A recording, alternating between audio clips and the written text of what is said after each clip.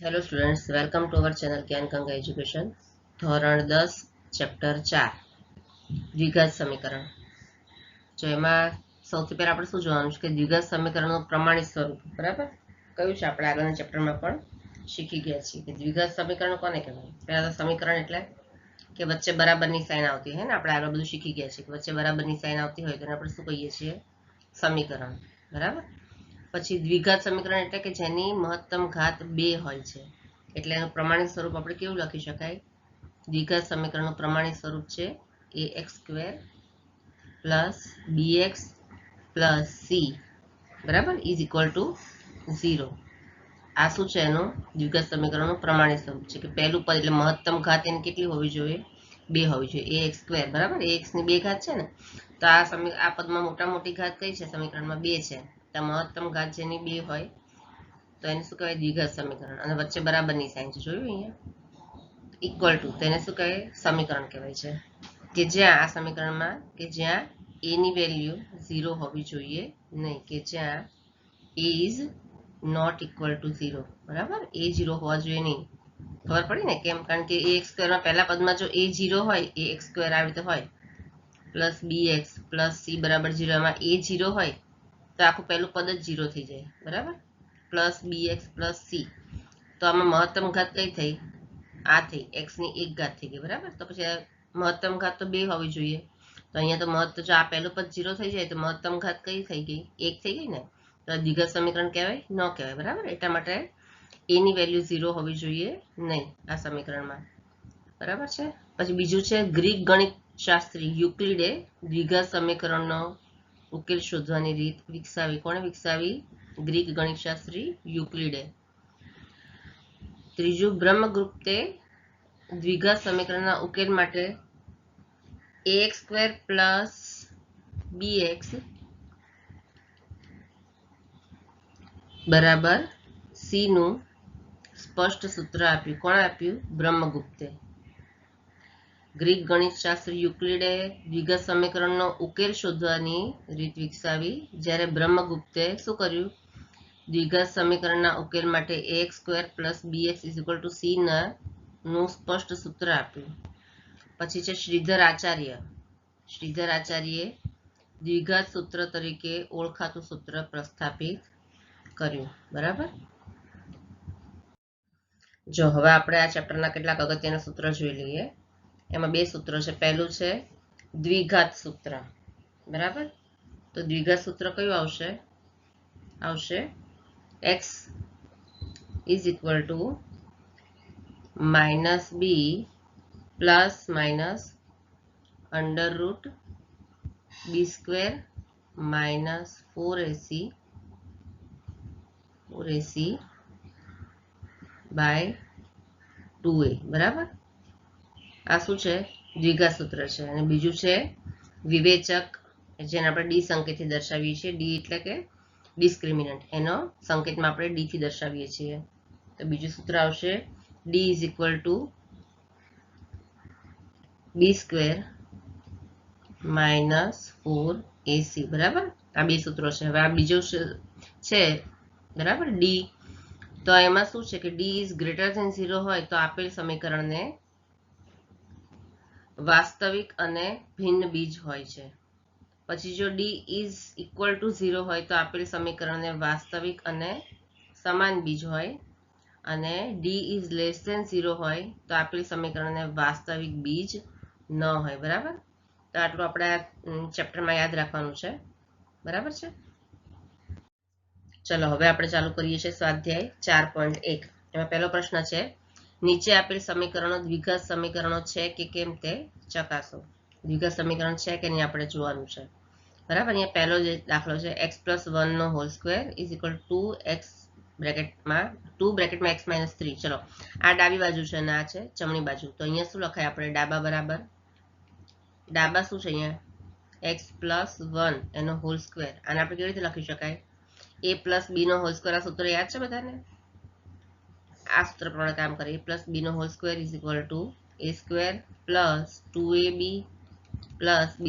બરાબર, આ સૂત્ર છે એના પ્રમાણે આપણે અહીંયા લખાય a + b નો હોલ સ્ક્વેર ના બદલે x + 1 નો whole square = x square plus 2ab એટલે એક્સ અને 1 બરાબર પ્લસ બી સ્ક્વેર એટલે 1 નો સ્ક્વેર બરાબર કેટલા થાય ડાબા બરાબર x square plus 2x plus 1 થાય ને બરાબર અને જમણી બાજુ શું થાય જવાબ બરાબર અહીંયા શું કીધી છે 2 બ્રેકેટમાં x માઇનસ 3 કીધા છે તો બરાબર આવી રીતે લખી શકાય 2 ને પહેલા x જોડે ગુણો તો 2x પછી વચ્ચે માઇનસની સાઇન છે પછી 2 ને 3 જોડે ગુણો 2 તરી 6 આવી રીતે લખી શકાય માટે આખા સૂત્રને ડાબી બાજુ બરાબર જમણી બાજુ તો ડાબી બાજુ તરીકે અહીંયા અને જમણી બાજુ બરાબર 2x - 6 આવી રીતે પણ લખી શકાય બરાબર તો સૂત્ર આ રીતે લખું x square plus 2x plus 1 is equal to 2x - 6 આવી રીતે લખી શકાય ને બરાબર તો હવે આપણે શું કરવાનું છે 2x - 6 આપણે બરાબરની ડાબી સાઈડ લઈ લેશું તો આપણે આમ લખાય x square plus 2x plus 1 હવે 2x આ બાજુ આવી જાય તો માઇનસ થઈ જાય માઇનસ 2x અને માઇનસ 6 છે એ બરાબરની સામેની સાઈડ જાય એટલે પ્લસ 6 થઈ જાય બરાબર અને પછી બરાબર 0 બધા પદને આપણે જમણી સાઈડ ડાબી સાઈડ લીધા છે એટલે જમણી સાઈડ શું રહેશે 0 ચલો હવે અહીંયા પ્લસ 2x ને માઇનસ 2x કેન્સલ થઈ જશે ને બરાબર તો માટે શું થશે x સ્ક્વેર પ્લસ 1 પ્લસ 6 બરાબર 0 તો માટે x સ્ક્વેર પ્લસ 1 પ્લસ 6 એટલે 7 ઇઝ ઇક્વલ ટુ 0 બરાબર હવે આ સમીકરણ કયું સ્વરૂપ છે જો પહેલું પદ છે મહત્તમ ઘાત અહીંયા 2 છે ને આપણે શું શરત હતી કે દ્વિઘાત સમીકરણની મહત્તમ ઘાત 2 હોવી જોઈએ તો 2 છે બરાબર તો આપણે શું લખાય અહીંયા કે આ સમીકરણ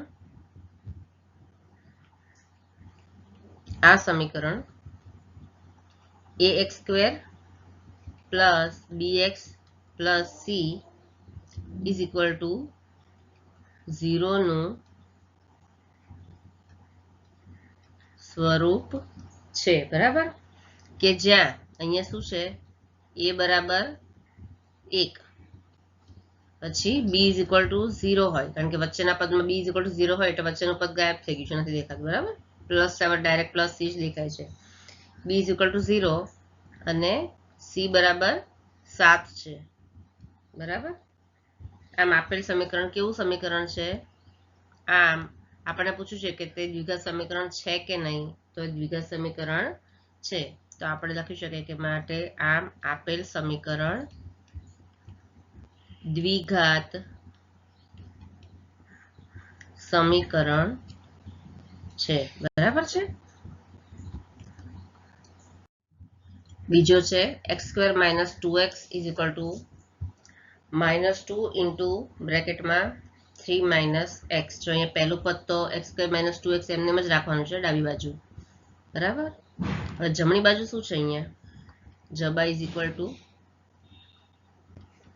શું છે -2 અને બ્રેકેટમાં 3 માઇનસ 6 છે તો 3 માઇનસ એક્સ છે તો આપણે કેવી રીતે લખી શકાય બરાબર -2 ને 3 જોડે ગુણીએ તો 2 તરી 6 પણ આગળ માઇનસની સાઇન -6 અને પછી અંદર માઇનસ છે ને બ્રેકેટની બહાર પણ માઇનસ છે બ્રેકેટની બહાર માઇનસ હોય એટલે બ્રેકેટની અંદરની સાઇન બદલાય છે બરાબર તો પ્લસ થઈ જાય અને 2 ગુણ્યા x એટલે -2 એ માઇનસ માઇનસ પ્લસ 2x આવી રીતે થઈ જાય બરાબર તો આને આપણે આવી રીતે લખી શકાય તો હવે આપણે આખું સમીકરણ કેવી રીતે લખી શકાય તો માટે આવી રીતે લખી શકાય x square minus 2x is equal two આના બદલે આપણે શું લખશું આના બદલે આપણે અહીંયા -6 પ્લસ 2x લખશું બરાબર -6 પ્લસ 2x તો ચલો બધા પદને જોડે લખી દેવાના છે હવે માટે x સ્ક્વેર માઇનસ 2x હવે બરાબર માઇનસ છે સામે છે ત્યારે બરાબર એટલે પ્લસ 6 થઈ જાય અને 2x સામે છે ત્યારે એટલે -2x થઈ જાય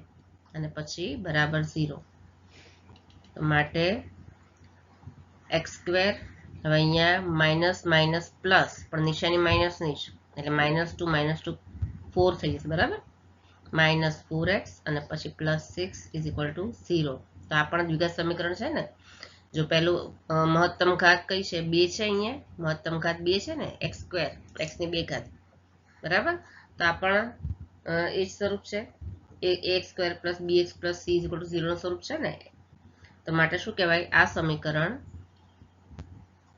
આ સમીકરણ ax square plus bx plus c is equal two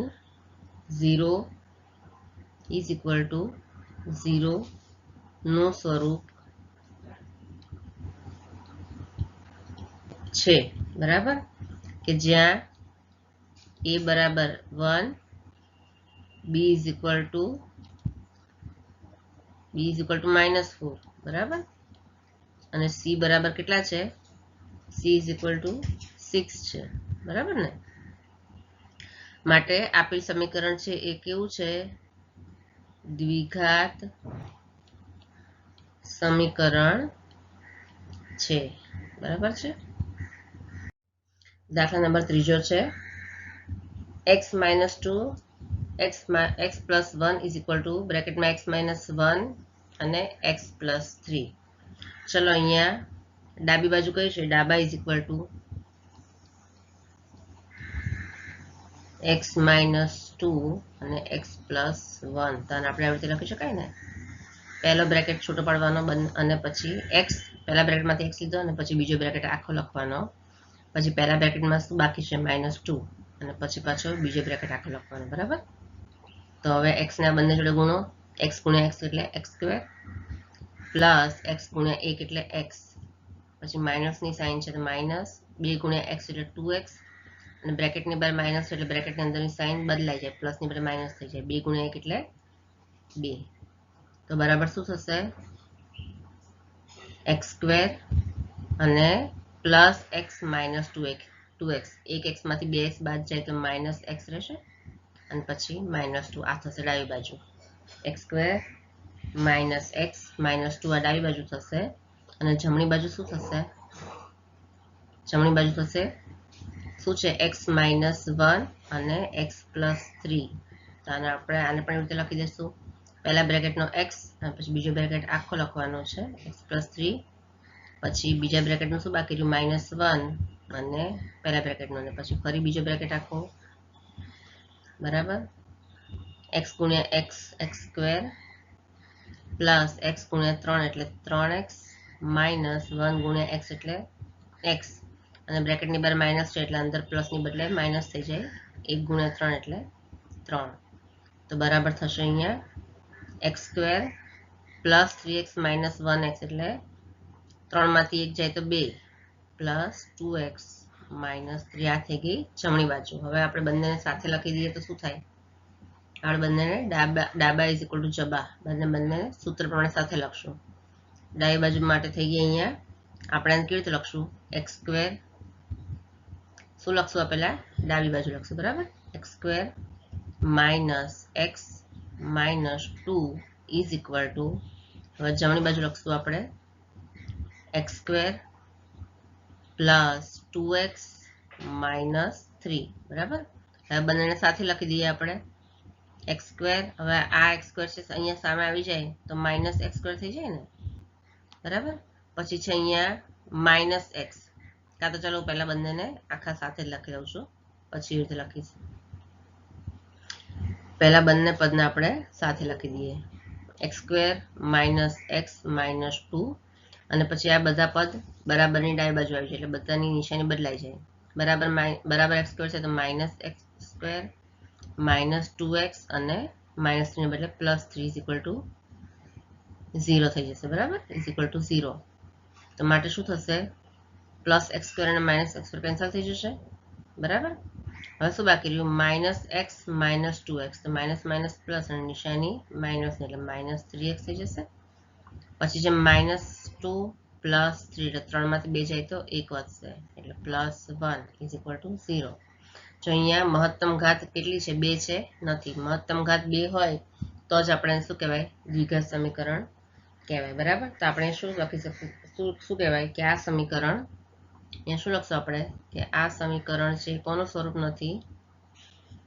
ax square plus bx plus c is equal to 0 નું સ્વરૂપ નથી, બરાબર. એટલા માટે આ છે એ દ્વિઘાત સમીકરણ નથી એમ કહી શકાય, બરાબર. દ્વિઘાત સમીકરણ નથી. બરાબર છે. દાખલા નંબર 4 બ્રેકેટમાં x માઇનસ 3 ઇન્ટુ બીજા બ્રેકેટમાં 2x plus 1 is equal to x into x plus 5. ચલો અહીંયા ડાબા બરાબર શું થશે? થશે અહીંયા ડાબા ઇઝ ઇક્વલ ટુ શું છે? x માઇનસ 3 અને 2x પ્લસ 1. તો એને કેવી રીતે લખાય? પહેલા x પહેલા બ્રેકેટનો, પછી બીજો બ્રેકેટ આખો લખવાનો, પછી બીજા બ્રેકેટમાંથી -3 અરે પહેલા બ્રેકેટમાંથી અને પછી બીજો બ્રેકેટ ફરી. બરાબર. તો શું થાય અહીંયા? x ઇન્ટુ 2x એટલે 2x² પ્લસ x ઇન્ટુ 1 એટલે x. માઇનસની સાઇન છે તો માઇનસ 3 દુ 6 એટલે 6x અને બ્રેકેટની બહાર માઇનસ છે એટલે બ્રેકેટની અંદરની સાઇન બદલાઈ જાય, પ્લસના માઇનસ થઈ જાય. બરાબર. તો 3 એકા 3. તો શું થશે અહીંયા? ઇઝ ઇક્વલ ટુ 2x² અને x માઇનસ 6x એટલે -5x થશે. બરાબર. પ્લસ માઇનસ માઇનસ અને નિશાની મોટાની -5x -3. આ શું થશે? ડાબી બાજુ. હવે જમણી બાજુ શું થશે? જમણી બાજુ શું છે? x બ્રેકેટમાં x plus 5. આને કેવી રીતે લખાય? x ઇન્ટુ x એટલે x² પ્લસ x ઇન્ટુ 5 એટલે 5x. બરાબર. તો હવે ડાબી બાજુ બરાબર જમણી બાજુ, તો બંનેને આપણે લખ્યું હોય તો શું લખી દેવાનું આપણે? ડાબી બાજુ અને જમણી બાજુ બંને લખી દઈએ. ડાબી બાજુ પહેલા શું છે? 2x² માઇનસ 5x માઇનસ 3 બરાબર જમણી બાજુ એટલે x² પ્લસ 5x. બરાબર. હવે બંનેને એક સાઈડ લઈ લઈએ, આપણે ડાબી સાઈડ લઈ લઈએ. જમણી બાજુ છે એને ડાબી બાજુ લઈ લેવાની છે, માટે શું થશે? 2x² minus 5x minus 3. હવે x² છે ને ડાબી બાજુ લઈ લઈએ તો -x² થઈ જશે અને પ્લસ 5x છે પણ -5x થઈ જશે. બરાબર. અને પછી બરાબર 0. તો માટે શું થશે? 2x² minus 1x². બરાબર. તો થશે x². હવે અહીંયા છે -5x માઇનસ 5x, તો માઇનસ માઇનસ પ્લસ પણ નિશાની માઇનસ ની એટલે 5 5 10x થશે. અને પછી છે શું બચ્યું? -3. તો બચ્યું -3 ઇઝ ઇક્વલ ટુ 0. તો જો પહેલા પદમાં અહીંયા મહત્તમ ઘાત છે 2, x ની 2 ઘાત છે ને, a² પ્લસ 2. તો આ છે આ સમીકરણ કયું છે? ax² plus bx plus c is equal to 0 નું સ્વરૂપ છે ને. તો અહીંયા આપણે શું લખશું? આ સમીકરણ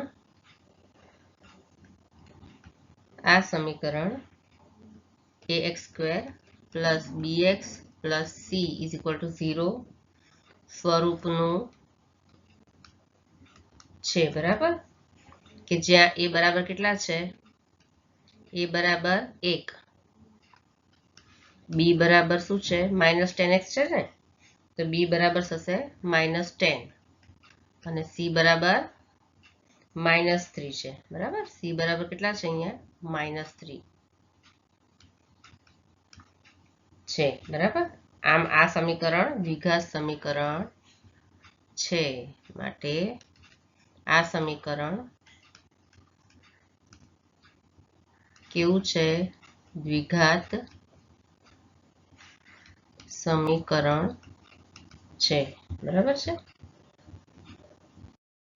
દાખલા નંબર 5 શું છે?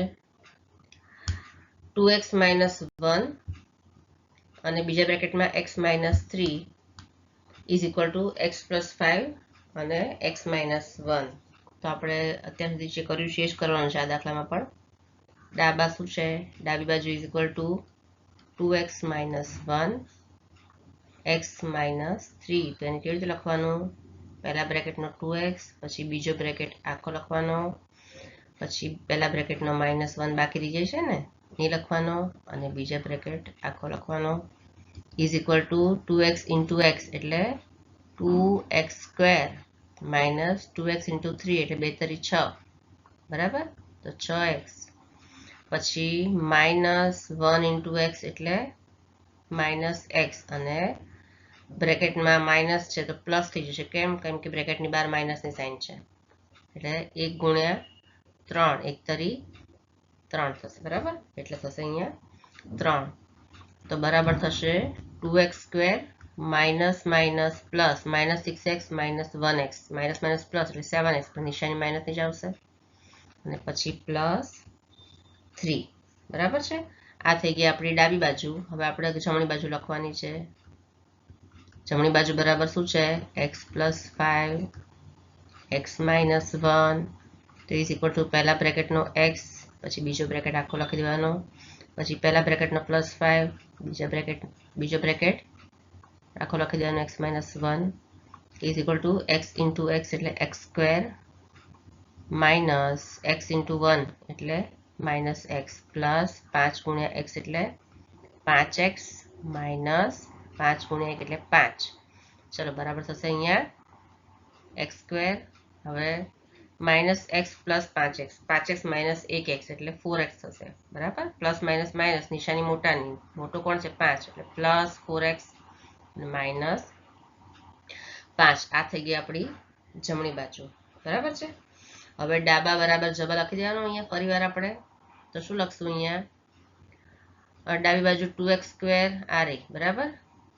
તો માટે અહીંયા આથી કેવી રીતે લખાય આને 2x square minus 7x plus 3 is equal to જમણી બાજુ કઈ છે આ રહી x square plus 4x minus 5 બરાબર. માટે આને કેવી રીતે લખાય બંને પદને બાજુમાં લઈ લેવાના 2x સ્ક્વેર આ x સ્ક્વેર છે અને 2x ની બાજુમાં લખી દેવાના એટલે માઇનસ x સ્ક્વેર થઈ જશે બરાબર. અથવા તો આપણે પહેલા આખું પદ લખી દઈએ સાથે લખી દઈએ 2x સ્ક્વેર પછી માઇનસ 7x પ્લસ 3 હવે માઇનસ x સ્ક્વેરને આ બાજુ લઈ લઈએ બધી બરાબરની જમણી સાઈડ છે બધાની ડાબી થઈ એટલે બધાની સાઈડ બદલાઈ જશે બરાબર. તો માઇનસ x સ્ક્વેર પછી પ્લસ 4x છે તો માઇનસ 4x થઈ જશે અને માઇનસ 5 છે તો પ્લસ 5 થઈ જશે અને ઇઝ ઇક્વલ ટુ 0 માટે 2x square minus 1x square એટલે x સ્ક્વેર થઈ જશે. હવે 7x માઇનસ 4x તો માઇનસ માઇનસ પ્લસ પણ નિશાની મોટાની તો 7 ને 4 11 થાય તો 11x plus 3 plus 5 plus plus plus બરાબર. ચલો તો 3 ને 5 8 થશે બરાબર 0. તો આ સ્વરૂપ છે બરાબર. દ્વિઘાત સમીકરણ અહીંયા જો સમીકરણનો સૌથી મહત્તમ ઘાત 2 છે માટે આ દ્વિઘાત સમીકરણ છે. તો આપણે શું લખાય અહીંયા કે આ સમીકરણ ax square plus bx plus c is equal to 0 સ્વરૂપનું છે. માટે આ સમીકરણ અચ્છા જ્યાં આપણે શું લખવાનું a બરાબર કેટલા છે x સ્ક્વેર એટલે a બરાબર 1 b બરાબર માઇનસ 11x છે ને તો b બરાબર થશે માઇનસ 11 અને c બરાબર કેટલા છે 8 છે બરાબર. માટે આ કેવું છે માટે આ સમીકરણ દ્વિઘાત સમીકરણ છે બરાબર છે. ચલો દાખલા number 6 x square plus 3x plus 1 is equal to x minus 2 નો હોલ સ્ક્વેર. ચલો અહીંયા ડાબી બાજુ તો આપણને જે છે એમાં કશું કરવાનું નથી. ડાબી બાજુ આપણે શું છે અચ્છા ડાબી બાજુમાં કશું કરવાનું નથી આપણે શું કરવાનું છે જમણી બાજુમાં કરવાનું છે બરાબર. જમણી બાજુ શું છે અહીંયા x માઇનસ 2 નો હોલ સ્ક્વેર. ચલો અહીંયા કયું સૂત્ર યાદ આવે છે આપણને a માઇનસ b નો હોલ સ્ક્વેર યાદ છે. a માઇનસ b નો whole square is equal to કેવી રીતે કરવાનું a square minus 2ab plus b square બરાબર. આ સૂત્ર પ્રમાણે આપણે અહીંયા કરવાનું છે x square minus 2x plus 2 square બરાબર ને. આ સૂત્ર પ્રમાણે આપણે કરીએ તો શું આવશે a સ્ક્વેર માઇનસ 2ab એટલે a એટલે x અને b એટલે b બરાબર પ્લસ b સ્ક્વેર b એટલે 2 તો આવી થશે ને. તો બરાબર શું થશે x square minus 2 into x into 2 એટલે 2 દુ 4 અને x બરાબર અને પછી છે પ્લસ 2 સ્ક્વેર એટલે 2 દુ 4 બરાબર. તો આ શું થયું આપણું જમણી બાજુ. તો તો ડાબા બરાબર જબા લખવું હોય આપણે તો કેવી રીતે લખાય? આથી કેવી રીતે લખી શકાય?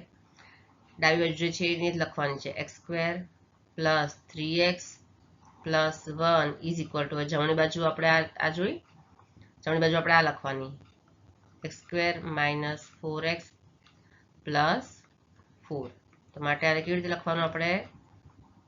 x² plus 3x plus 1. અને હવે બરાબરની જમણી સાઈડ છે બધાને ડાબી સાઈડ લઈ લેવાની, એટલે બધાની સાઈડ નિશાની બધાની બદલાઈ જાય. x² ના બદલે માઇનસ x² થઈ જશે, માઇનસ 4x ના બદલે પ્લસ 4x થઈ જશે, અને પ્લસ 4 ના બદલે માઇનસ 4 થઈ જશે. બરાબર? બરાબર 0. સાઈડ બદલાય એટલે સાઈન પણ બદલાઈ જાય. ચલો, પ્લસ x² અને માઇનસ x² બંને કેન્સલ થઈ જશે. 3x પ્લસ 4x કેટલા થશે? 7x થશે. અને પછી 1 માઇનસ 4 પ્લસ માઇનસ માઇનસ નિશાની મોટાની, 4 માંથી 1 છે તો 3 અને નિશાની માઇનસ ની આવશે. બરાબર? Is equal to 0. તો ચલો, આ a² plus bx plus c નો સ્વરૂપ નથી ને, મહત્તમ ઘાત આમાં છે કેટલી છે? 2 નથી ને, આની 7x ની 1 ઘાત ગણાય. તો આપણે અહીંયા શું લખાય કે આ સમીકરણ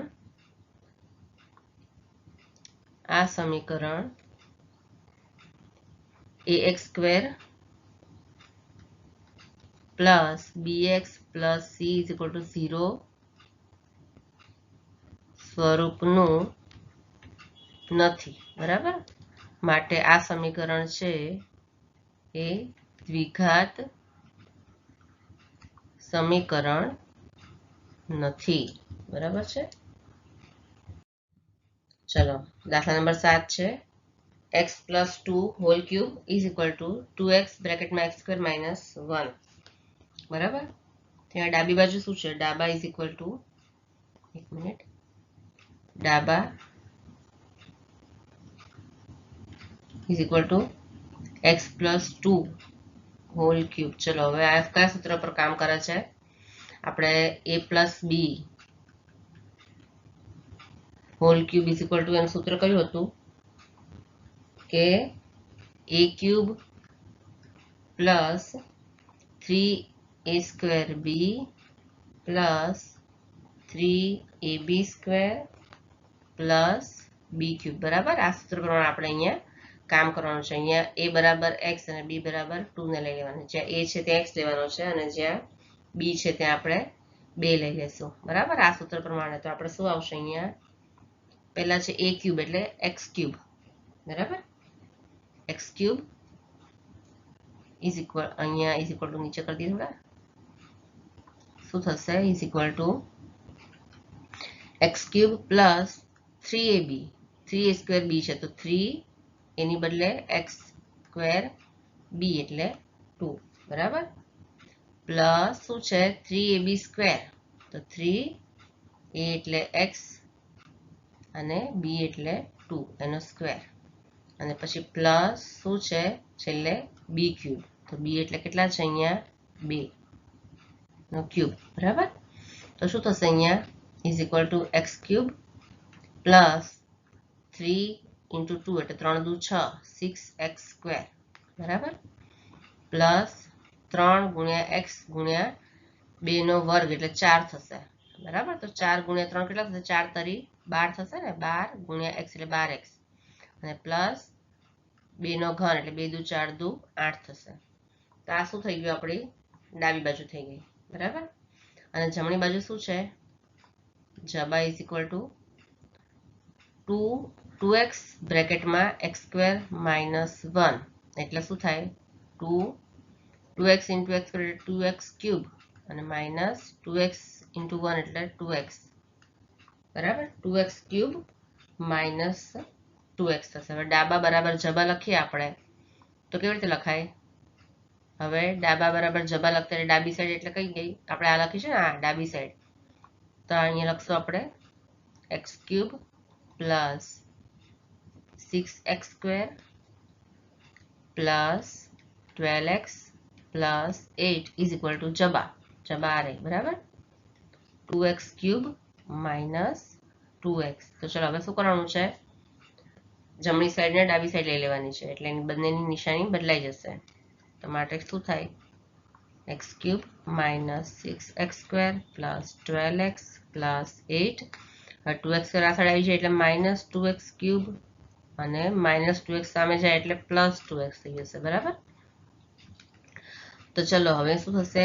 x cube minus 2x cube plus minus minus નિશાની મોટાની મોટું કોણ છે 2 તેની સાઇન છે માઇનસ 2x ક્યુબ માંથી 1x ક્યુબ જાય એટલે 1x ક્યુબ વધે એટલે વધશે માઇનસ x ક્યુબ.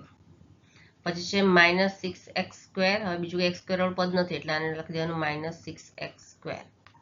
પછી છે પ્લસ 12x પ્લસ 2x એટલે 12 ને 2 14 તો પ્લસ 14x અને પછી પ્લસ 8 શું છે અહીંયા 8 બચ્યા ને અહીંયા તો પ્લસ 8 ઇઝ ઇક્વલ ટુ થશે 0. તો ચલો આ છે. હવે આ કયું સ્વરૂપ છે એવું ax square plus bx plus c નું સ્વરૂપ છે આ નથી ને. અને અહીંયા મહત્તમ ઘાત કઈ છે 3 છે. મહત્તમ ઘાત અહીંયા 3 છે 2 હોવી જોઈએ દ્વિઘાત સમીકરણમાં પણ અહીંયા મહત્તમ ઘાત છે 3 છે એટલા માટે આ છે દ્વિઘાત સમીકરણ નથી. આપણે આમ પણ લખી શકીએ કે આ સમીકરણ ax square plus bx plus c is equal to 0 સ્વરૂપનું નથી. માટે આ છે એ દ્વિઘાત સમીકરણ નથી. બરાબર છે. ચલો હવે છે દાખલા number 8. x cube minus 4x square minus x plus 1 is equal to x minus 2 whole cube. ચલો આપણે આગળના દાખલામાં x પ્લસ 2 નો હોલ ક્યુબ કર્યો હતો ને એવી રીતે અહીંયા માઇનસ કરવાનું છે. બરાબર. સેમ સૂત્ર છે ખાલી પ્લસ અને માઇનસનો જ ફેર છે. બરાબર. તો આપણે અહીંયા શું લખશું ડાબા બરાબર x માઇનસ 2 હોલ ક્યુબ. સૂત્ર ખાલી તમને યાદ કરાવી દઉં છું બાકી એ રીતે જ આપણે કરવાનું છે. x minus b whole cube તો શું થાય એનું સૂત્ર is equal to a cube minus 3a square b plus 3ab square minus b cube. જો અહીંયા છે ને જ્યાં a છે ત્યાં x લખવાનું છે અને જ્યાં b છે ત્યાં b. બરાબર. ચલો તો એવું કરીએ તો શું આવશે અહીંયા આપણે આગળ દાખલામાં કર્યું ને દાખલા નંબર 7 માં એવી રીતે જ કરીએ તો અહીંયા આવશે x cube minus 6x square plus 12x minus 8 આવશે. હવે ડાબા બરાબર જબા લખીએ આપણે તો શું આવે તો આને કેવી રીતે લખી શકાય? હવે ડાબા બરાબર જબા કરીએ તો જમણી બાજુ તો જે છે જ રકમમાં x cube minus 4x square minus x plus 1 is equal two હવે ડાબી બાજુને આપણે આ રીતે લખવાનું છે x cube minus 6x square plus 12x minus 8. તો માટે શું થશે? માટે અહીંયા થશે x cube minus x cube. આ બંને બાજુ લઈ લઈએ આપણે. ચલો x cube minus 4x square minus x plus 1. હવે આ બધી આખું સમીકરણ બરાબરની સામે જતું રહેશે બધાની સાઇન બદલાઈ જશે તો minus x cube plus 6x square minus 12x plus 8 આવું થઈ જશે. તો માટે થશે x cube minus x cube તે બંને ઉડી જશે plus x cube minus x cube તો બંને કેન્સલ થઈ જશે. બરાબર. હવે શું બાકી રહ્યું minus 4x square plus 6x square તો પ્લસ માઇનસ માઇનસ નિશાની મોટાની એટલે 6 માંથી 4 જાય તો 2 તો 2x સ્ક્વેર પછી બચ્યું છે માઇનસ x માઇનસ 12x તો માઇનસ માઇનસ પ્લસ પણ નિશાની માઇનસની તો માઇનસ 13x. બરાબર. પછી શું છે 1 પ્લસ 8 તો પ્લસ 9 ઇઝ ઇક્વલ ટુ 0. અહીંયા પણ આવશે ઇઝ ઇક્વલ ટુ 0 લખવાનું રહી ગયું છે. બરાબર. તો ચલો હવે આ સમીકરણ છે મહત્તમ ઘાત આની 2 છે અહીંયા ઉપર. બરાબર. 2x સ્ક્વેર બરાબર ને 2 ઘાત છે ને અને ax square plus bx plus c is equal to 0 સ્વરૂપનું છે. તો છે. બરાબર. તો આપણે શું લખીશું આ સમીકરણ ax square plus bx plus c is equal to 0 સ્વરૂપનું છે. બરાબર.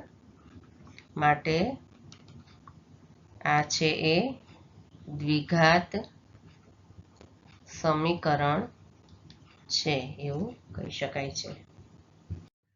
પછી છે પ્રશ્ન નંબર 2. નીચે આપેલ પરિસ્થિતિઓને દ્વિઘાત સમીકરણ સ્વરૂપે દર્શાવો. એટલે જે રકમ કીધી છે ને એને આપણે દ્વિઘાત સમીકરણના સ્વરૂપમાં દર્શાવવાની છે. બરાબર. એમાં છે પહેલું, જમીનના એક લંબચોરસ ટુકડાનું ક્ષેત્રફળ 528 મીટર સ્ક્વેર છે. તેની લંબાઈ મીટરમાં, એટલે લંબાઈ અને પહોળાઈ બંને મીટરમાં જ લેવાની છે. તેની લંબાઈ પહોળાઈના બમણાથી 1 મીટર જેટલી વધુ છે. આપણે જમીનના ટુકડાની લંબાઈ અને પહોળાઈ શોધવી છે. હવે આવું પૂછ્યું છે તો આપણે એને શું, આ પરિસ્થિતિને આપણે સમીકરણના સ્વરૂપમાં દર્શાવવાની છે. કઈ? દ્વિઘાત સમીકરણના. તો જો સૌથી પહેલા આપણે શું કીધું છે, અહીંયા લંબાઈ છે પહોળાઈના બમણાથી 1 મીટર વધારે છે. તો આપણે શું ધારી લેવાનું? પહેલા તો પહોળાઈ, એની પહોળાઈ ધારવી પડશે ને, કારણ કે પહોળાઈ કરતાં વધારે કીધી છે. તો આપણે શું ધારી લેશું? ધારો કે જમીનના લંબચોરસ ટુકડાની પહોળાઈ, લંબચોરસ ટુકડાની પહોળાઈ કેટલી છે? પહોળાઈ x મીટર છે. બરાબર. એની પહોળાઈ કેટલી છે? x metre. મીટરમાં આપણે ગણવાનું. લંબાઈ લો કે પહોળાઈ બધું શું છે? x છે. બરાબર. હવે શું કીધું છે કે લંબાઈ છે એ પહોળાઈના બમણાથી 1 મીટર વધારે છે. તો માટે લંબાઈ કેટલી થાય? માટે એની લંબાઈ કેટલી થશે? લંબાઈ છે પહોળાઈ એટલે x ના બમણાથી એટલે 2x થશે, થી 1 વધારે છે તો +1. લંબાઈ એટલી થાય મીટરમાં. બધું મીટરમાં જ થશે. મીટરમાં જ થશે. હવે શું, લંબચોરસ જમીનના લંબચોરસ ટુકડાનું ક્ષેત્રફળ આપણે જોવું પડશે. અહીંયા ક્ષેત્રફળ આપેલું છે. બરાબર. 528 મીટર સ્ક્વેર આપેલું છે. તો માટે આપણે શું કરવાનું? અહીંયા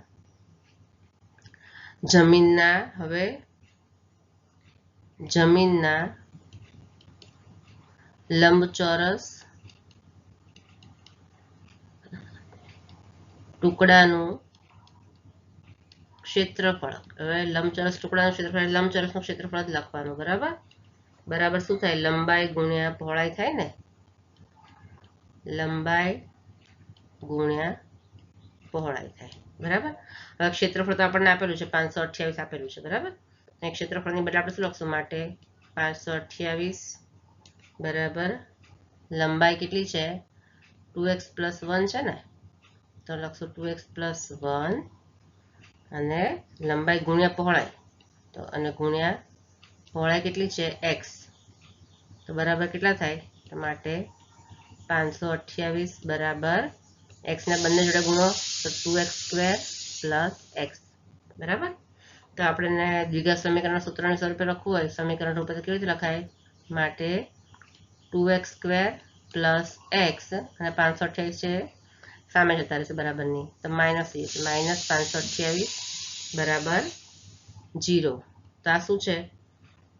દ્વિઘાત સમીકરણ સ્વરૂપે દર્શાવ્યું છે. જે પરિસ્થિતિ આપી છે એને દ્વિઘાત સમીકરણ સ્વરૂપે આપણે દર્શાવ્યું છે. તે માટે આ છે એ આપેલ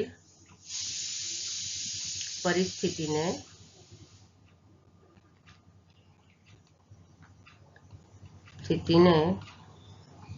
દ્વિઘાત સમીકરણ સ્વરૂપે, જે આપણને પૂછ્યું છે આપણે કર્યું છે. બરાબર.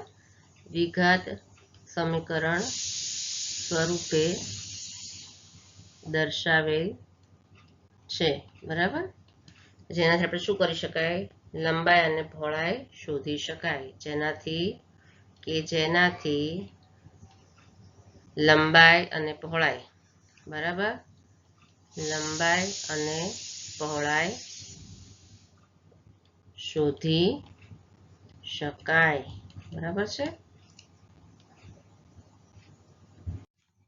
ચલો હવે દાખલા નંબર 2 છે. બે ક્રમિક ધન પૂર્ણાંકોનો ગુણાકાર 306 છે. આપણે આ પૂર્ણાંક શોધવા છે. હવે બે ક્રમિક ધન પૂર્ણાંકો કીધું છે એટલે પહેલી ધન પૂર્ણાંક x ધારી લેવાની અને ક્રમિક કીધી છે એટલે એની પછીની ધન પૂર્ણાંક કઈ હોય? x + 1. બરાબર. હવે x અને x + 1 નો ગુણાકાર કેટલો કીધો છે? 306 કીધો છે. તો ચલો આપણે આને પહેલા શું ધારી લેશું? બંને ક્રમિક ધન પૂર્ણાંક ધારી લેશું. તો ધારો કે આપણે લખીએ, ધારો કે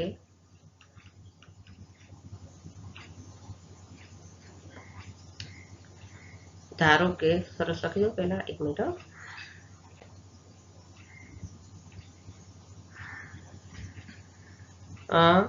બે ક્રમિક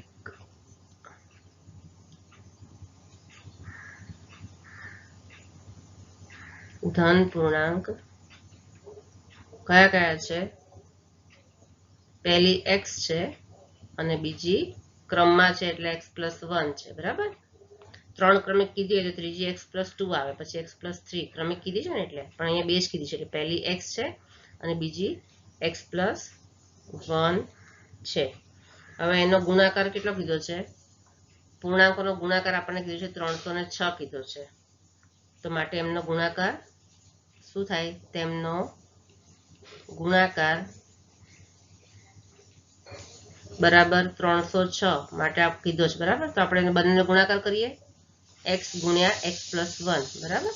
કેટલા થાય છે? બરાબર 306 કીધા છે ને, તો માટે શું થાય? અહીંયા x × x એટલે x × x એટલે x² પ્લસ x × 1 એટલે x = 306 થાય. તો માટે સમીકરણ કેવું બને? 306 ને આપણે ડાબી સાઈડ લઈ લેવાનું, x² પ્લસ x, 306 આ સાઈડ આવી જાય એટલે -306 થઈ જાય ને, 306 અહીંયા 0 છે, = 0. આ સમીકરણ બની જાય. તો આ સમીકરણ છે એ આપેલ પરિસ્થિતિને દ્વિઘાત સ્વરૂપે દર્શાવે છે. એ આપેલ પરિસ્થિતિને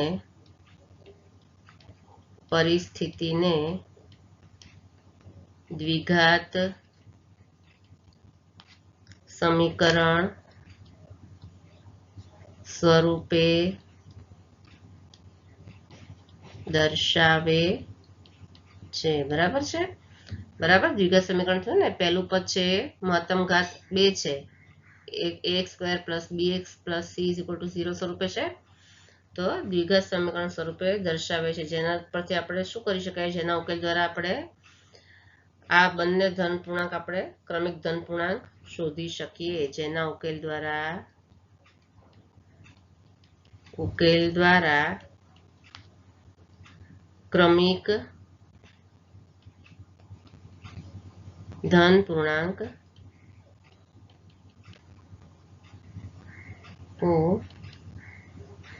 x અને આપણે જે ધારી છે ને, x અને x + 1 શોધી શકાય, બરાબર.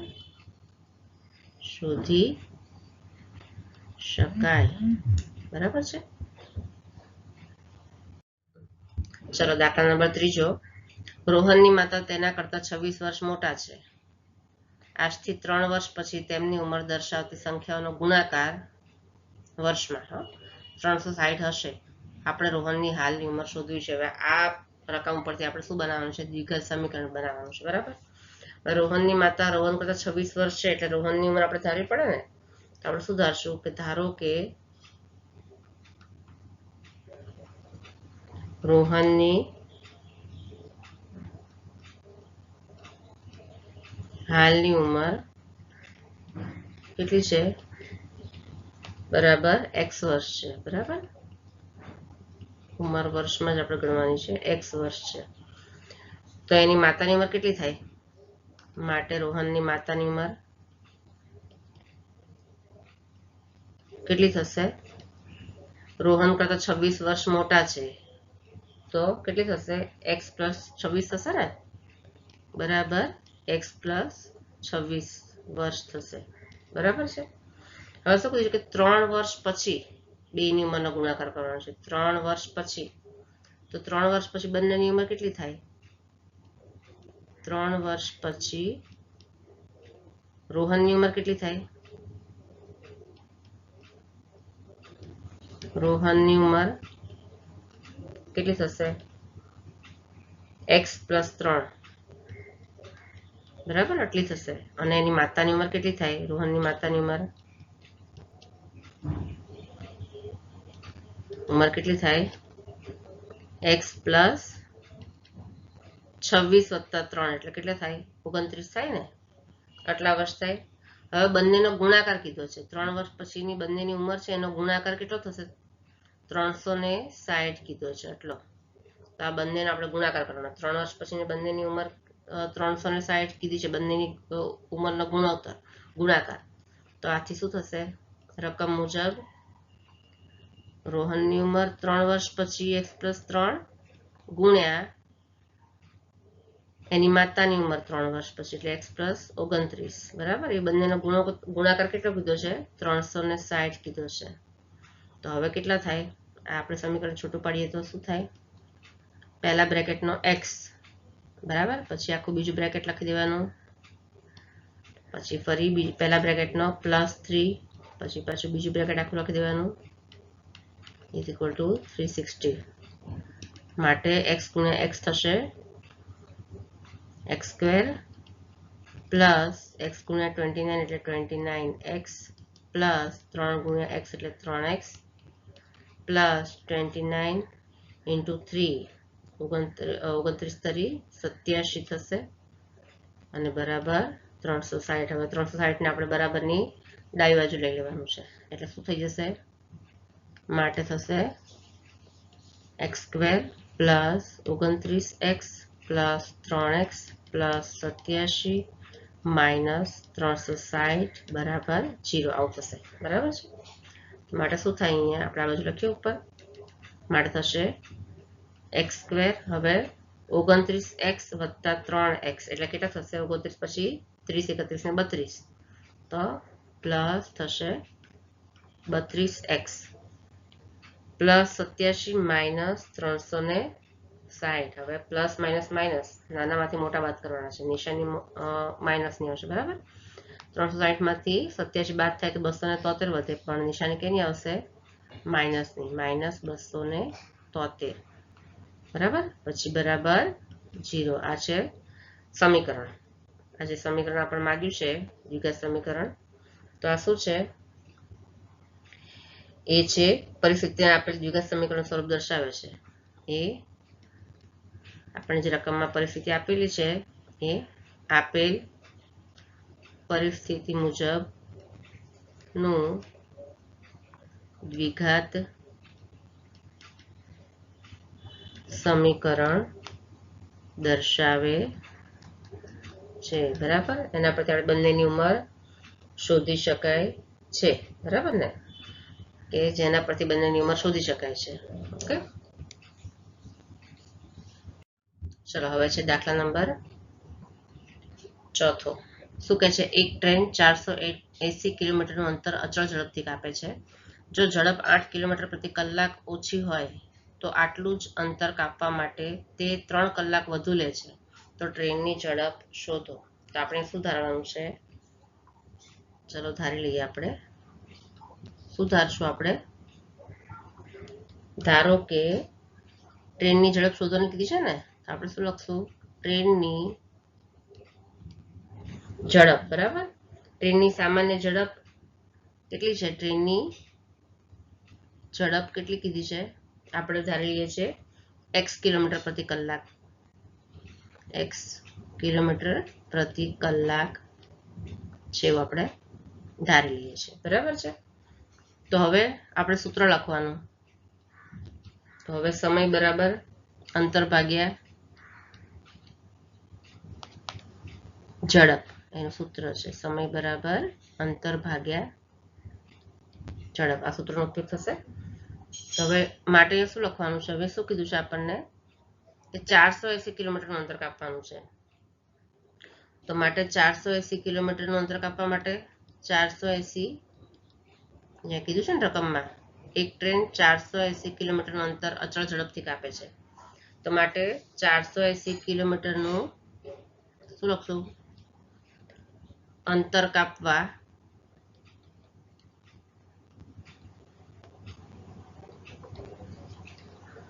લાગતો સમય, અચળ ઝડપે લાગતો સમય, હા એવું આખું લખવાનું. અંતર કાપવા માટે અચળ ઝડપે લાગતો સમય બરાબર કેટલો થાય? t1, એક મિનિટ,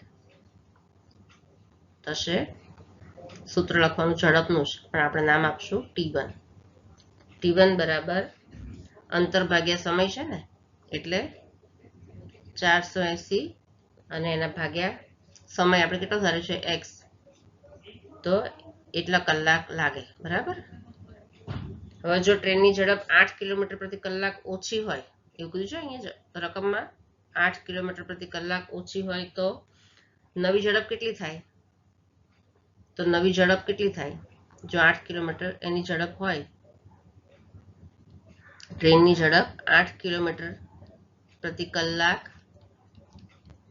ઓછી છે એવું કીધું છે ને, ઓછી હોય તો નવી ઝડપ કેટલી થાય એની?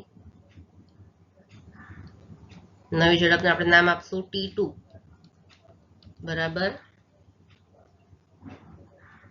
480 તો ખરા જ, પણ નીચે ઓછી કીધી છે, x કરતા 8 ઓછા, તો એટલા કલાક થાય. બરાબર. નવી ઝડપ આટલી કલાક થાય. T1 છે જૂની ઝડપ છે અને T2 છે એ નવી ઝડપ છે. બરાબર. તો હવે નવી ઝડપે લાગતો સમય સામાન્ય ઝડપે લાગતા સમય કરતા 3 કલાક વધુ છે એવું કીધું છે રકમમાં કે 3 કલાક વધુ છે. તો એના માટે સૂત્ર શું બનશે? આપેલ શરત મુજબ સૂત્ર શું બને? T1 પ્લસ 3 કલાક વધુ કીધી છે ને, ઇઝ ઇક્વલ ટુ T2.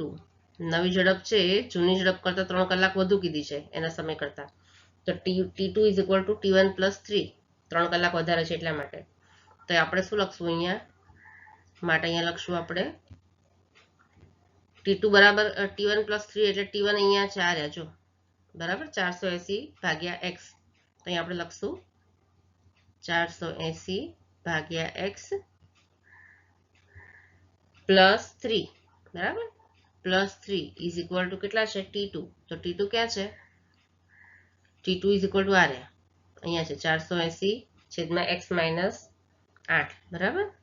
અહીંયા લખશું આપણે બરાબર 480 છેદમાં x માઇનસ 8 થશે. હવે અહીંયા શું કરવાનું છે? ચોકડી ગુણાકાર લઈ લઈશું. બરાબર. અહીંયા અને 3 નીચે કાંઈ નથી એટલે આપણે 1 માનવાના.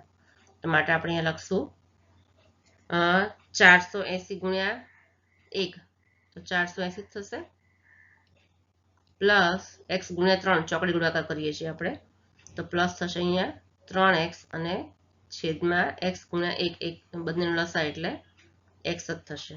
બરાબર. અને બરાબર સામે જે છેદ લખી દેવાના 480 છેદમાં x માઇનસ 8. ચલો હવે અહીંયા પણ ચોકડી ગુણાકાર જ કરવાનો છે. બરાબર. આને છે સામે લઈ જવાના છે માટે આપણે લખશું 480 પ્લસ 3x અને પછી અહીંયા x માઇનસ 8 ગુણવાના છે. બરાબર. બરાબર x છે એને સામે લઈ જશું એટલે થશે 480x. હવે આપણે દાખલામાં કર્યું હતું ને એવી રીતે જ કરવાનું છે પહેલા. માટે આપણે શું કરશું? અહીંયા માટે 480 પછી આખો બ્રેકેટ લખવાનો x માઇનસ 8 પછી પ્લસ 3x છે ને તો 3x પછી પાછો આખો બ્રેકેટ x માઇનસ 8 બરાબર 480x. તો માટે શું થાય? અહીંયા 8 છે માટે શું થાય? 480x માઇનસ આ બંનેનો ગુણાકાર કેટલો થશે? 3840 થશે. બરાબર. પ્લસ 3x ઇન્ટુ x એટલે 3x સ્ક્વેર અને માઇનસ 3 ગુણ્યા 8 એટલે 24x. બરાબર. હવે 480 છે એને આપણે ક્યારે લેવાના છે? 480x છે અહીંયા અને બરાબરની આ સાઈડ લઈ લઈએ તો પ્લસના માઇનસ થઈ જાય તો માઇનસ 480x થઈ જશે. બરાબર. તો ચલો માટે અહીંયા 480x પ્લસ 480x અને અહીંયા માઇનસ 480x બંને કેન્સલ થઈ જશે. તો માટે અહીંયા શું બચશે? પહેલા આપણે દ્વિઘાત બે ઘાત જે છે એ પદ પહેલા લખવાનું. તો માટે આપણે લખશું અહીંયા 3x square minus 24x minus અહીંયા બરાબર તો 0 લખવાના માઇનસ 3840 ઇઝ ઇક્વલ ટુ 0. બરાબર. તો આ આપણો જવાબ છે. જે માગેલું સમીકરણ છે આપેલ પરિસ્થિતિ પ્રમાણે દ્વિઘાત સમીકરણ જે આપણને પૂછ્યું છે એ આ રીતે બની શકે. બરાબર છે. અહીંયા આપણું ચેપ્ટર પૂરું થાય છે તમારું 4.1 અને હવે પછીના વિડીયોમાં આપણે ચાલુ કરશું ચેપ્ટર નંબર 4.2.